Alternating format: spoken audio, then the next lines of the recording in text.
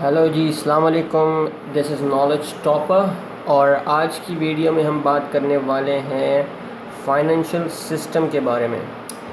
اب جی financial system ایک بہت ہی امپورٹنٹ ہمارے پاس ٹاپک ہے اور اس کے اندر تھوڑی سی چیزیں ہیں جس سے آپ واقف ہیں، لیکن آپ کو جب آپ اس کو سمجھیں گے تو آپ اس کو کمپیئر کر پائیں گے کہ یہ فائنینشیل سسٹم کس چیز کے بارے میں بات کرتا ہے.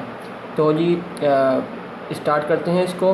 اور اسٹارٹ کرنے سے پہلے جی میں آپ کو بتا دوں کہ فائنینشیل سسٹم ہوتا کیا ہے. تو فائنینشیل سسٹم ایک کمپلیکس سی چیز ہے تھوڑی سی، لیکن اس کے اندر بیسکلی ہوتا یہ ہے کہ بہت سارے ڈفرینٹ ٹائپس کے پرائیویٹ سیکٹرز ہوتے ہیں. ہمارے پاس دو طرح کے سیکٹر ہوتے ہیں، ایک پبلک سیکٹر اور ایک پرائیویٹ سیکٹر. پرائیویٹ سیکٹرز ہمارے پاس ہوتے ہیں بہت سارے فائنینشیل انسٹیٹیوشن کے بطور، مطلب کہ پرائیویٹ سیکٹر ہوتے ہیں ہمارے پاس فائنینشیل انسٹیٹیوشن والے، جس کے اندر جس کو ریگولیٹ کرتا ہے گورنمنٹ بیسیکلی. یعنی ایک آپ سمجھ لیں کہ بہت سارے چھوٹی چھوٹی سی دکانیں ہیں پرائیویٹ سیکٹر کی فائنینشیل انسٹیٹیوشن کی، اور اس کو جو ہے ایک بڑی سی جو ہے وہ باڈی جو ہے وہ ریگولیٹ کر رہی ہے. یعنی چھوٹے چھوٹے سے یونٹ ہیں، ان کو ایک بڑی سی باڈی جو ہے ریگولیٹ کر رہی ہے. وہ جو چھوٹے چھوٹے سے یونٹس ہیں وہ پرائیویٹ سیکٹرز ہیں، جبکہ جو مین باڈی ہے جو بڑی جو ریگولیٹ کر رہی ہے وہ ہے گورنمنٹ. تو یہ فائنینشیل سسٹم کی جو ہے وہ تھوڑا کمپلیکس جو میں نے آپ کو چیز بتائی وہ ہے. اس کے بعد ہم بات کرتے ہیں فائنینشیل کرائسس کی. اگر کسی کنٹری کو فائنینشیل کرائسس سے بچنا ہو تو ضروری ہے کہ اس کا جو فائنینشیل سسٹم ہے ایک تو اچھے طریقے سے یعنی ویل اسٹرکچرڈ ہو. دوسرا یہ ہے کہ stability economic wise, economic activities wise اس کی جو اسٹیبلٹی ہے وہ صحیح ہو.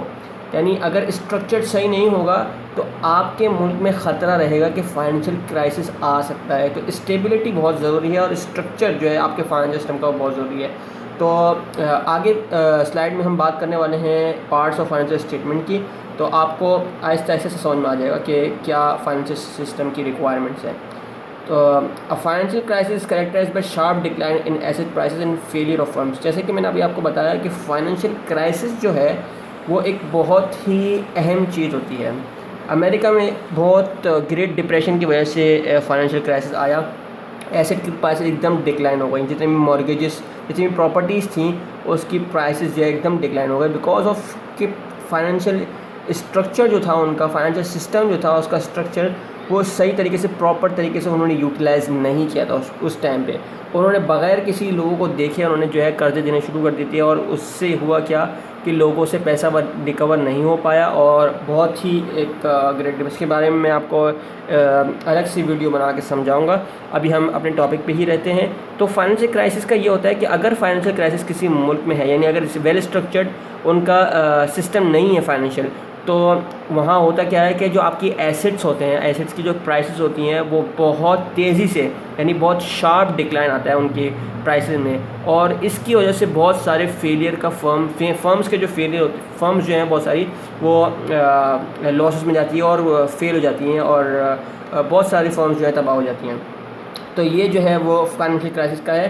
فائنینشیل کرائسس کے لیے آپ ضرور گریٹ ڈپریشن کی جو امریکہ میں آیا اس کی ویڈیو دیکھیے، اس سے آپ کو اچھے طریقے پتہ چلے گا کہ فائنینشیل کرائسس کی جو ڈکلائن ہوتی ہے وہ کس طریقے سے، اور اگر آپ کا فائنینشیل سسٹم صحیح طریقے سے کام نہ کرے تو اس کی وجہ سے ساری چیزیں ہو جاتی ہیں. تو اب ہم بات کرنے والے ہیں 5 پارٹس ہیں ہمارے فائنینشیل سسٹم کے. جیسے ہیومن باڈی ہوتی ہے اس طریقے سے ایک فائنینشیل سسٹم کی بھی ایک باڈی ہے، اس کے 5 پارٹ ہوتے ہیں. پہلا پارٹ جو ہے ہم اس ویڈیو میں آج کرنے والے ہیں جو کہ ہے منی کے بارے میں. اس کے بعد فائنینشیل انسٹرومنٹ ہے، فائنینشیل مارکیٹس ہے، فائنینشیل انسٹیٹیوشن ہے، سینٹرل بینک. یہ ہم دوسری ویڈیو میں کریں گے. آج ہم منی کے بارے میں بات کرتے ہیں.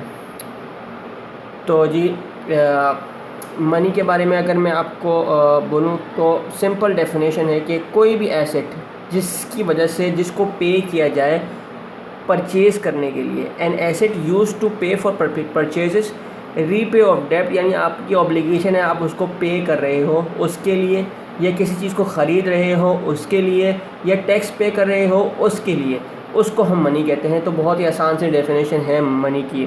اسٹور آف ویلتھ یعنی پیسے کو، جو آپ کی دولت ہوتی ہے، آپ کی جائیداد ہوتی ہے، اس کو آپ جو جمع کرتے ہو وہ بھی آپ کی منی ہوتی ہے. میڈیم آف ایکسچینج، یعنی ایکسپورٹ امپورٹ یا کوئی بھی آپ چیز لے رہے ہو دے رہے ہو تو اس کے اندر جو میڈیم استعمال ہو رہا ہے وہ ہوتا ہے منی کا ایک میڈیم. تو فائنینشیل سسٹم کے اندر پہلا امپورٹنٹ پارٹ منی تھا. میں نے آپ کو آج فائنینشیل سسٹم کا اوور ویو کرایا اور ساتھ میں ہم نے پہلا پارٹ کیا منی کا. دوسرے پارٹ کے بارے میں بھی میں آپ کو اوور ویو دے دیتا ہوں فائنینشیل انسٹرومنٹ کا، جس کو ہم ڈیٹیل میں جو ہے نیکسٹ سلائیڈ میں نیکسٹ ویڈیو میں پڑھیں گے.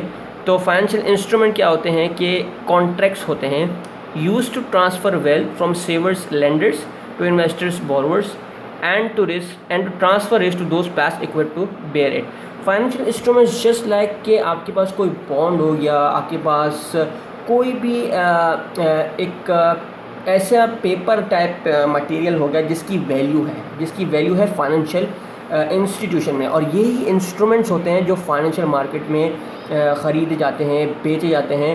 تو کانٹریکٹس پہ ڈپینڈ کرتے ہیں یہ. تو کانٹریکٹس ہوتا ہے کیا ہے کہ ایک بانڈ ہے، اس کا ایک کانٹریکٹ ہے، ٹھیک ہے. اس طریقے سے ہمارے پاس بل آف ایکسچینج ہوتا ہے اور بہت سارے ہمارے پاس فائنینشیل انسٹرومنٹس ہوتے ہیں. ٹریجری بلز ہوتے ہیں ہمارے پاس، ٹریجری بانڈز ہوتے ہیں ہمارے پاس. تو یہ سارے فائنینشیل انسٹرومنٹس میں آتے ہیں.